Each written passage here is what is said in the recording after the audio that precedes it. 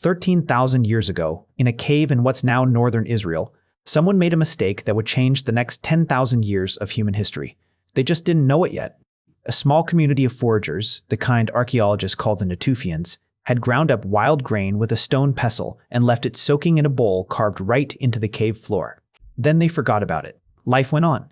There was firewood to gather, hides to scrape, children to feed. Before I tell you what happened next, guess what temperature you'd need to keep that grain at for days for this to actually work? Drop your guess in the comments. I'll tell you if you're close. Days later, someone came back to that bowl and found it doing something grain isn't supposed to do. It was bubbling. It smelled sharp, sour, almost alive. Wild yeast, floating invisibly in the air the whole time, had landed in the water and started eating the sugars locked inside the grain. Here's what was actually happening in that bowl, in plain terms. Yeast is a living organism, so small you'd need a microscope to see even one.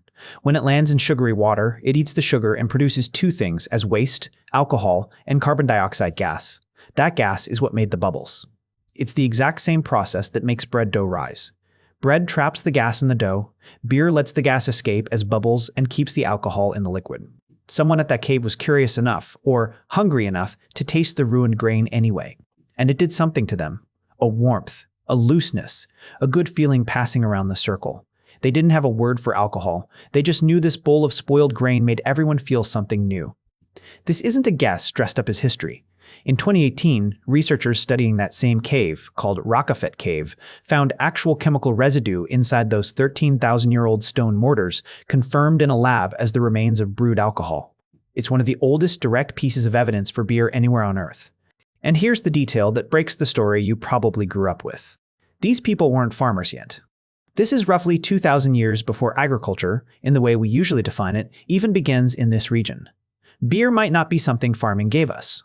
Farming might be something beer gave us. There's a real hypothesis, argued seriously by archaeologists since the 1950s, that the desire to keep making this drink reliably, more than the desire for bread, is part of what pushed some communities toward deliberately planting and managing wild grain in the first place. Not every researcher agrees, but it's a real, live debate in the field, not a myth someone made up for a thumbnail. And here's something even stranger. This didn't just happen once. Across the ancient world, in places that had no contact with each other whatsoever, different groups of humans stumbled onto the exact same trick, with completely different ingredients.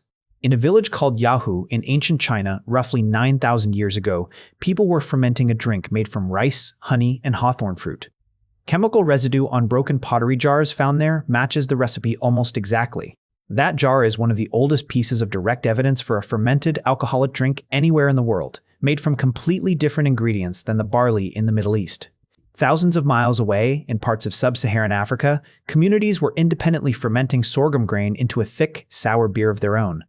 Versions of it are still brewed and drunk in parts of Africa today, using methods that have barely changed. And on the other side of the planet entirely, in the Andes Mountains of South America, people were chewing maize kernels and spitting them into a pot. Enzymes in human saliva break down the starch into sugar, which wild yeast could then ferment. The result is called chicha, and it's still made in parts of the Andes today.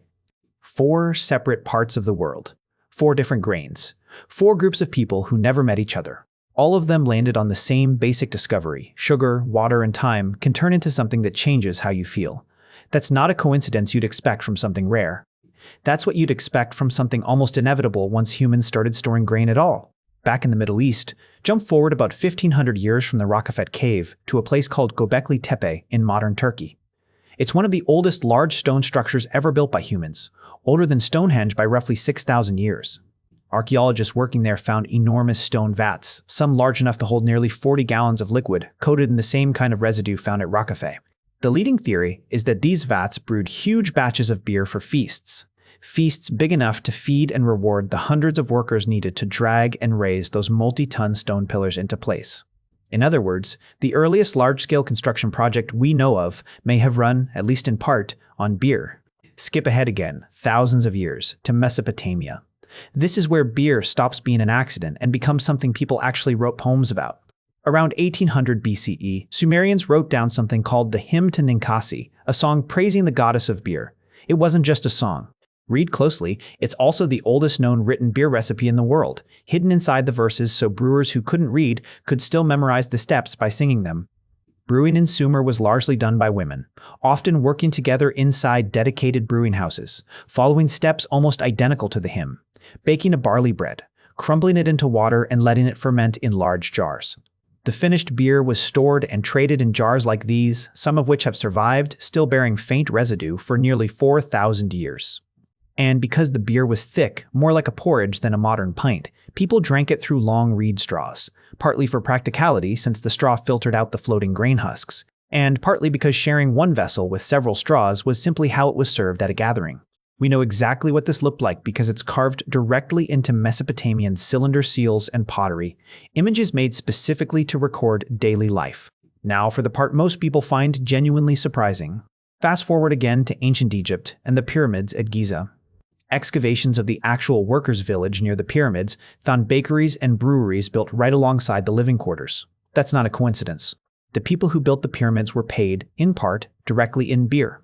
Records suggest rations of several liters a day were standard, handed out alongside bread as basic wages. So, if someone offered you your paycheck partly in beer today, would you take the job? Comment below. Ancient Egyptians apparently said yes without hesitation. Here's the practical reason beer mattered so much for so long, far beyond the taste. In a world without water treatment, drinking straight from a river or a well could genuinely make you sick.